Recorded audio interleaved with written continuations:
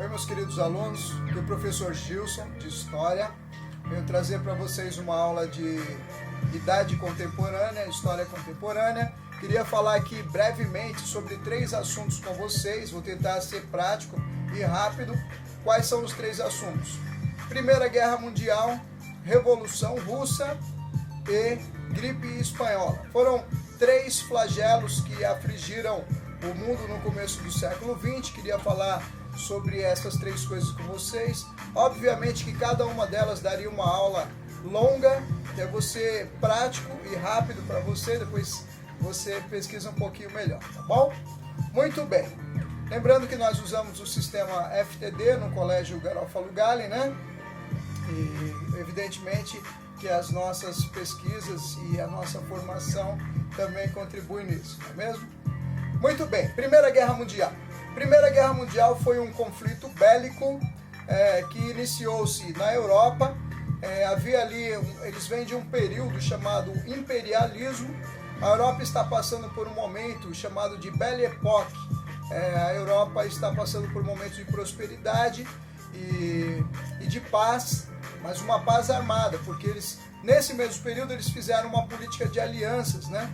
E essa política de alianças vai ser decisiva para a Primeira Guerra Mundial. Por quê? Porque o Império Austro-Húngaro, que formava a Tríplice Aliança, juntamente com o Império Austro-Húngaro, juntamente com a Alemanha e Itália, formavam essa política de aliança chamada Tríplice Aliança. Muito bem. Porém, de outro lado, também havia uma Tríplice Aliança, a Tríplice Entente, que era formado pela França, pelo Reino Unido e pela Rússia.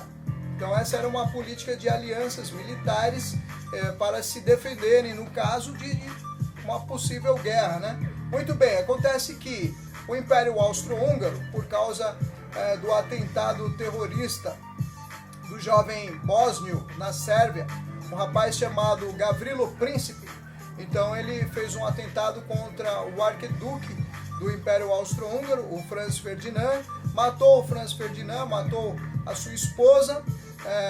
Aquilo ali trouxe problemas diplomáticos, problemas políticos entre o Império Austro-Húngaro e a Sérvia. Acontece que esse momento político fez com que o Império Austro-Húngaro declarasse guerra contra a Sérvia. Muito bem. Acontece que a Rússia, ela tinha feito da Sérvia uma espécie de protetorado e ela entrou do lado da Sérvia.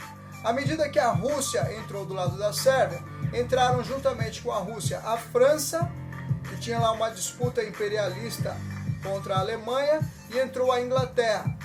Do outro lado, como eu acabei de falar para vocês, a Tríplice Aliança era formada pelo Império Austro-Húngaro, pela Alemanha e pela Itália.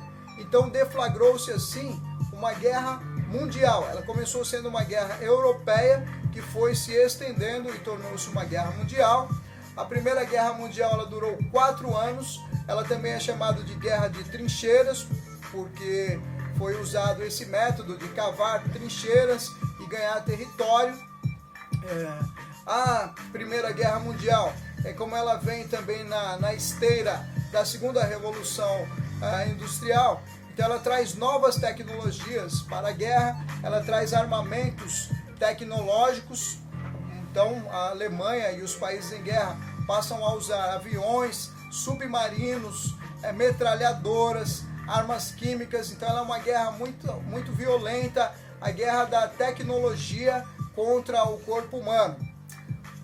Por consequência disso, obviamente, ela foi uma guerra muito mais letal, ela matou muito mais gente. Então, a Primeira Guerra Mundial, ela matou em torno de 20 milhões de pessoas. Isso é um número incerto, não houve uma contagem precisa, evidentemente, de corpos, mas ela deve ter matado em torno de 20 milhões de pessoas. Ela encerrou-se em 1918, com a entrada dos Estados Unidos, com o avanço dos aliados contra a Alemanha, principalmente.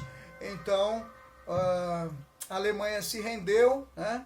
Foi feito o Tratado de Versalhes e encerrou-se a Primeira Guerra Mundial em 1918. Muito bem. Acontece que nesse meio tempo, Em 1917 aconteceram dois fatos históricos assim terríveis para a Europa.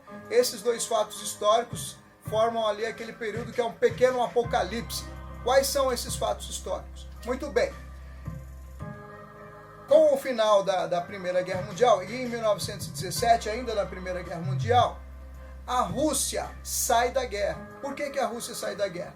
Porque houve ali a Revolução Russa. Em 1917, os socialistas russos, eles derrubaram o czar Nicolau II, o reinado, o império do czar Nicolau II, e implantaram então na Rússia o sistema socialista. Então, baseados nas teorias, na ideia criada por Karl Marx no século XIX, então o proletariado, a classe trabalhadora russa, fez uma revolução e então colocou no poder o Lenin, o Vladimir Lenin, né?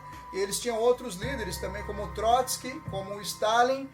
Os bolcheviques assumiram o poder e eles assumiram o poder colocando em prática as teorias socialistas, revolucionárias socialistas. E uma das principais delas, de Karl Marx, é que o socialismo, a revolução será feita pela violência, que não haverá reformas, que haverá revolução violenta. Muito bem. Então, baseado nessas ideias, eles exterminaram os inimigos, muitos dos inimigos, exterminaram religiosos, exterminaram a nobreza que apoiava a família imperial, assassinaram o czar Nicolau II juntamente com sua família, inclusive o seu filhinho de 10 anos, que era hemofílico, mataram toda a família real, mataram toda a família imperial, impuseram então na Rússia o sistema socialista baseado nas ideias do Karl Marx. Muito bem, alguns anos depois foi criado então na região do leste europeu, a partir da Rússia, a União Soviética, né? E o sistema socialista teve então a sua primeira experiência concreta. Primeiro experimento social do socialismo científico, foi feito na União Soviética. Ele durou 70 anos. A União Soviética, que abarcava um grupo grande de países, acabou se exaurindo e houve a falência do sistema socialista soviético. Então, nos anos 1990 e 91, o Mikhail Gorbachev, ele declarou extinta a União Soviética. E assim, então, esse é um breve resumo sobre a Revolução Russa, sobre a implantação do socialismo no mundo. Hoje em dia, o sistema socialista está ativo ainda na Coreia do Norte, em Cuba e na China. A China tem um sistema comunista híbrido, né? Ela internacionalmente ela pratica a política de mercado capitalista, porém internamente a China ela é governada pelo Partido Comunista, ela é um sistema fechado e comunista. Muito bem.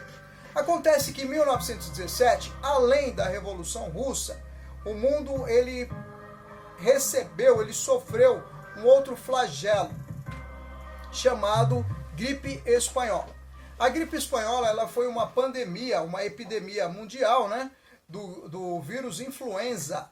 Muito bem, o mundo ainda não estava habituado a lidar com o vírus, não tinha vacina, não tinha tratamento.